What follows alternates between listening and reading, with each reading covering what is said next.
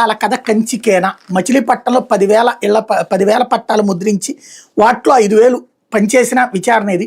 Gannavaram గట్టపై case పెట్టినప్పుడు ఇక్కడ ఎందుకు మినహాయింపు? నాడు ధర్నా చేసిన కొల్లు రవీంద్ర కూడా ఆ విషయం మర్చిపోయారు. గన్నవరం నియోజకవర్గం 2019 ఎన్నికల్లో నకిలీల పట్టాలు పంచి ఓటర్లను ప్రలోభపెట్టిన కేసులో మాజీ ఎమ్మెల్యే వల్లభనేని వంశీ ప్రస్తుతం రిమాండ్లో ఉన్నారు.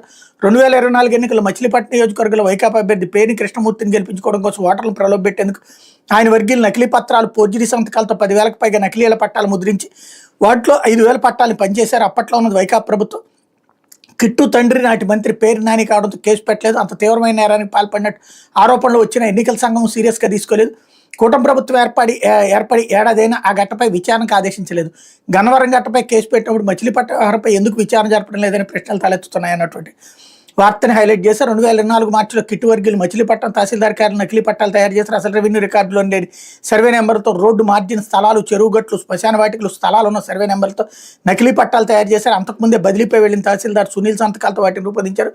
వాటిపై అప్పటి ముఖ్యమంత్రి జగన్ చిత్రం ముద్రించి మరీ నాని కిట్టు ఇంటింటికి వెళ్లి 5,000 పట్టాలు పనిచేశారు. మళ్ళీ తాము గెలిస్తేనే పట్టాలు చెల్లుతాయని, ఓటు తమకే వేయాలని ప్రచారం చేశారు. ఒక్కో స్థలం విలువ 10 లక్షల నుంచి 20 లక్షల వరకు ఉంటుందని, పట్టాలను రహస్యంగా ఉంచాలని మళ్ళీ తమ ప్రభుత్వ అధికారంలోకి వచ్చాక వాటిలో ఇళ్లు నిర్మించిస్తాను ఓటర్లు ప్రలోభ పెట్టారన్నటువంటి వార్తని హైలైట్ చేశారు.